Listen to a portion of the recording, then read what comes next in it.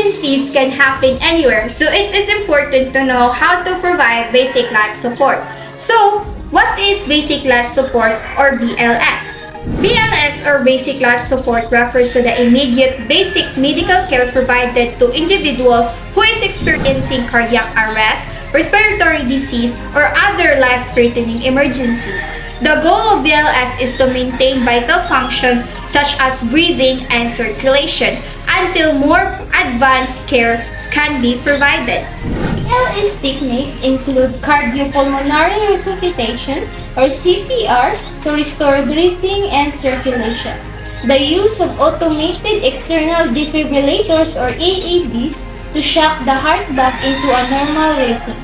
This is typically performed by trained healthcare providers including paramedics, emergency medical technicians, nurses, and physicians. However, basic training in BLS techniques is also recommended for non-medical personnel such as teachers, coaches, and other first aid responders. Importance of BLS. BLS is critical in saving lives.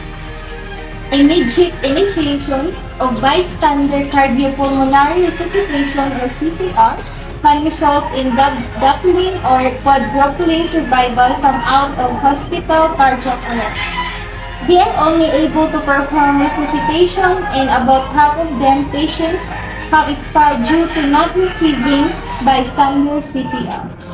So here is a demonstration on how you can do the basic life support. So this is how you provide the basic life support.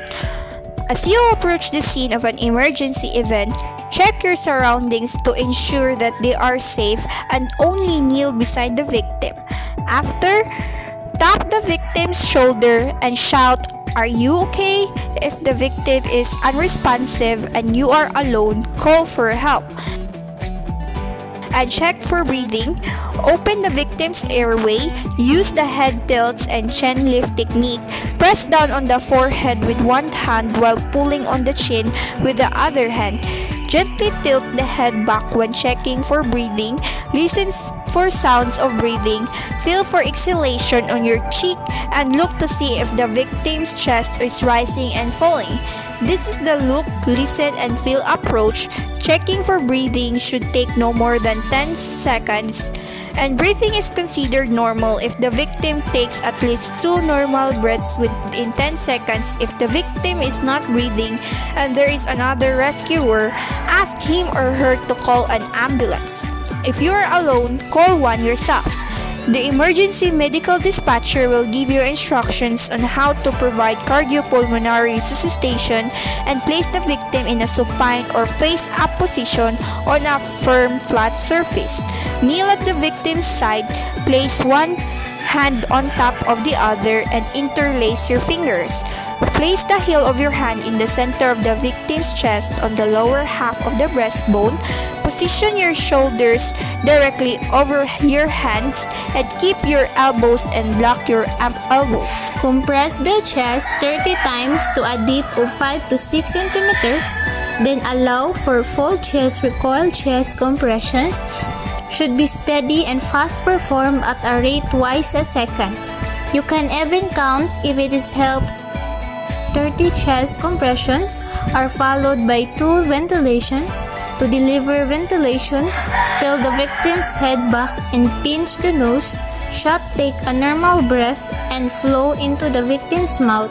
Watch for the chest to return to its normal position while taking another breath. Repeat this sequence, minimize interruptions, and chest compressions to last no more than 5 seconds. Alternate the flirty chest compressions and the 2 ventilations until help arrives.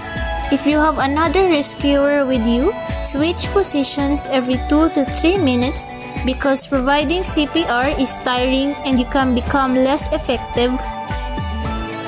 When you see signs of the victim regaining consciousness, such as breathing, coughing, or moving profusely, stop CPR and put the victim in a recovery position.